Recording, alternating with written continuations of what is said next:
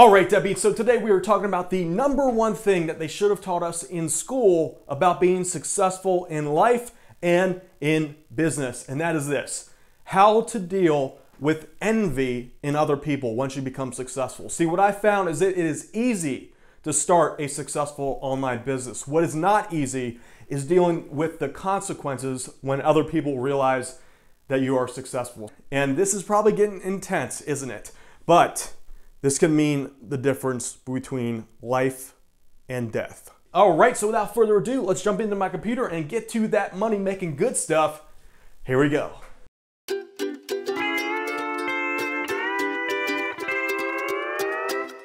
All right, Debbie, so today we're talking about a topic that I've been trying to articulate literally for the past 2 years, but I just haven't been able to format it the right way in my head. So I think I finally solved it after reading a book by Robert Greene called The Laws of Human Nature. So we're going to talk about today envy. All right, this is the negative emotion that is within all of us that can compel a brother to kill his own brother. All right, so if you're familiar with the story of Cain and Abel, it's a Bible story where Cain kills his brother Abel because basically Abel is favored more in life. So know this: just one envious person in your life can ruin your progress in your life and your business, and in addition to that, cause you years of psychological and emotional pain that will stick with you probably for the rest of your life. All right, this is why it is incredibly important to first of all learn how to spot this in other people and how to properly deal with it so that this does not continue to happen to you as you become more successful in life. All right, so this is the cause of it. It's the ascent. All right, when you pull ahead of your friend group, it causes an inner feeling of resentment towards you. It doesn't matter if you're the kindest person in the world. It doesn't matter. If you make someone feel less than you, it invokes the feeling of envy. So it could be a whole range of different things. Like, for example, you having more money, you buying a new, better car, you buying better clothes than the person next to you, you having a better mate, having more confidence, better health, better looks, smarter, better talent, skills, accomplishments. All of this will invoke the feelings of envy in others. Now, it's all, when you boil down to what it really causes it, it's all about resources and attention, all right? And what that equates to is better mating possibilities. It is that crude. It is that simple, all right? It all comes down to that. So here's the result: death, all right? Death, literally. Realize this, though. It is totally normal for humans to experience low levels of envy. All right, everyone experiences it's human nature. All right, in its sedative state, it actually could be a very valuable human emotion that will push you to get better at the things that that are important to you in life. However, there are certain types of people that if you make them feel inferior to you in any way, they will plot and strategize to murder you out of envy. There's been cases throughout society about this. Now, my question to you is, have you ever looked into the eyes of someone who wants you dead? All right, it is a very strange look. It's a frenzied look of complete loss of control and this inner hatred that cannot be contained in words. Have you ever seen that face to face? It is a scary sight. Now, because we have laws in place, though, usually instead what they will do is attempt to assassinate your identity in the world and how people perceive your character, how people perceive you. And in addition to that, after they do that, they will then attempt to assume your identity. All right, they want you dead, and they then want to become you. That's the ultimate goal here. So here are the signs of envy, what to look out for. All right, so you'll first start noticing this when you start becoming successful. So you'll turn and look at someone, you might see their eyes appear to be this. You see this ring around the whites around the eyes here, this weird contraction around the eyes. It's almost like a perfect circle. You're going to look for that around the eyelid there. This is them losing conscious control of their body because they're enraged so much.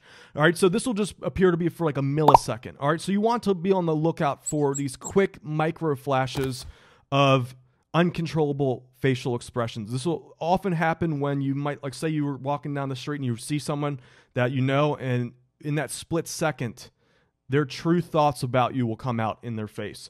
All right, another thing is, if you look in the pupil, it will have this boring look into like the soul of your being. It's this, their eyes will bore into you, and they'll usually be a darkish tint to it, and also a little bit of anger behind that. So look for that.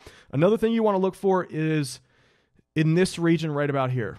There's a contraction in here where if you imagine someone who's like really mad, just like You want to look for that quick flash of that right about there. So this will, it's basically an angry face, but they pull it back in and conceal it with a false smile, or they'll be like, hey, it's good to see you, man. Really, they don't like you, all right? They don't like you anymore because you cause them to feel envious for whatever reason.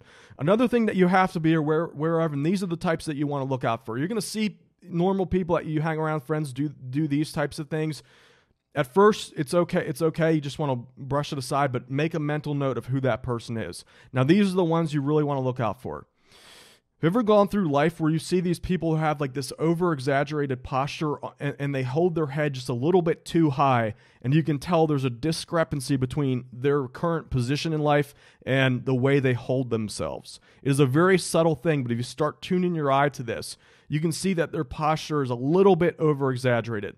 Like this guy on the left here. This is not quite how it is, but if the guy were to elevate his head just a little bit too high than what's natural, these are the types that you want to look out for. Now, what you'll notice is that if they're near you and they hear you talking about anything really that they don't have, you will see a quick little drop in their posture where they have a small hunch there, and you can see their energy just suck out of them. All right, so basically these are entitled people who they need constant external reinforcement to feel confident about themselves. So what that means is they are very fragile. They don't have the spine to go through life without caving, like you'll see this quick little cave in posture. That's their real self. So you have to be very cautious of these types. And once you've evoked too much envy in someone, you will actively engage into them to create plots to bring you down. Only a small percentage of the population, though. So here's essentially the plot here. Step one is they have to get close to you. They do this because they want you to drop your guard and also to be able to get intelligence that they can use against you later on. All right. In this process, what they're doing is they're continually judging your level of trust in them so they know when is the right time to attack because your guard is down. So they're constantly taking note of your current trust in them. Now, this process is something that can go on for years. This is not something that's going to happen in a week. It could. Some people who have a shorter outlook on this or who only just want to just get on with their lives will only do it for a week. But some people who really want to cause immense pain with you will draw this out for several years, if not up to a decade. It is insane. All right, step number 2. What they need to do in order for everything to be cool, they need in their head a conscious reason to unleash their irrational anger on you. If a reason does not exist, they will either fabricate one or they will lure you into a mistake. They will actively create a trap for you to fall into, so then they are justified to unleash that anger, and they need it for several reasons. One, they need to deep down inside feel like you actually deserve it. Number 2, more importantly, they need others to feel like you actually deserve it. Why? Because people know deep down inside that envy means that you are lower in rank, and they don't want to lose their social rank. So they need to create a reason for why they are attacking you. More importantly, if you are the type to feel guilty, they want you to feel guilty so that you won't defend yourself. All right, those are the 3 things they need. They need that you to feel like you actually deserve it as well. All right, step number 3, they execute the plot. All right, they execute the plot so that they can humiliate you as much as possible. Humiliation is a way to drop your rank, not only for yourself, but the way other people see you. All right, so the more humiliation and pain that they can cause you, the more self-satisfaction and pleasure this person will feel internally. The bigger the pain, the more they feel like they've actually accomplished something in life. There are people that in life, their sense of accomplishment and doing things in the world is based off of who they've potentially destroyed. Some people get a feeling of true inner self-satisfaction and accomplishment by doing that. Even if they've done nothing good, nothing constructive in the world, they are able to go through life with confidence, knowing that they've ruined people. So some people operate that way. Number 4, once they've annihilated your existence from the world, they then attempt to assume your identity, who you are, and become like a cheap version of you. It is the craziest thing. They will start talking like you. They will say the same phrases that you say. They might even try to start like their own little like flimsy phony business so they can walk around like they're a businessman. They will start dressing like you. It is the strangest thing ever. They want to become you. It's the creepiest thing ever. All right, so their ultimate goal, this is why this happens and what they want to do. See, every human has an internal need to feel superior to those around them. Now, when you question, if you inadvertently question this feeling of superiority, most well-adapted humans will turn inwards and just focus on making themselves better. They'll work out more. They'll get better at their careers. That's totally a healthy, useful, constructive response. But other people go the complete opposite way with it. So if you inadvertently question their inner thoughts of superiority, they need to right the wrong. They feel like they've been personally attacked by you by doing this. All right, so their way of righting the wrong is to destroy everything in your life that you value, that you've built up over the years. They will attack your health, your physical body. They will attack your reputation. They will attack how people perceive you. More importantly, they will try to attack your happiness and make you as miserable as they are. They almost feel like they are entitled to you. They feel like they own you. All right, so the more damage they can do you, the more they reinforce that feeling of superiority. They seek to swap places with you. They need to appear that you are the evil person who deserves their due punishment, while they are the saintly white knight who, out of their superior sense of morality and justice, is doing the world a favor for tearing you down. They need that internally. All right, here's the kicker. This is the most painful thing about it. It works. In the short term, it works. They're often rewarded for this type of behavior and you penalized. Why? Because the other people around you, even if they just have low levels of envy, they secretly want you to fail also. So they're going to feel inner joy as well to watch this happen to you. Sad but true. Everyone, literally everyone in your life. There's not a single person. This is the way it works. All right, so here's the only solution. You can't physically fight these people. They're just going to gang up on you. You'll lose everything. You'll end up in jail. Once the feeling of envy in someone becomes too strong, it can never be resolved. You can never fix it. It's impossible. It's till they die or till you die. That'll always be there. So you must learn to address this before it ever happens. All right, that's the only thing you can do. You have to learn to cloak your skills and your talents around those that can't handle it. All right, it's a matter of life and death, literally. So a good saying for this is make your house ordinary on the outside, but a gem on the inside. So outwardly, you're an ordinary person, but inside your true value is there. Inside the house, it's very decorated very nicely. You feel good to be there. All right, now what I found personally is one of the quickest ways to invoke the feeling of envy in people is to buy a flashy car. That's the main reason I don't do that anymore. First of all, it's a waste of money, but number two, it will lead to your own destruction. It is a night and day difference. You literally will lose friends the moment you buy a very nice car. They'll pretend to be happy, but slowly but surely, you'll find that they're not a true friend. There is no true friend, by the way. So the thought process is this. It's fine if you're richer than me, but you just can't show that you're richer than me. It's basically boiled down to that. All right, so you must learn to squash your inner need to seek attention from others. We all have that desire to want attention. You have to learn to weed that out. It hurts. It's painful to do. That's why most people can't do it. You have to learn to make that not something that you become validated by. See, know that the more attention that you receive, the more that's above above the normal amount that you should receive, the more that envy is building in the background. All right, learn to be a ghost in society when you're walking around.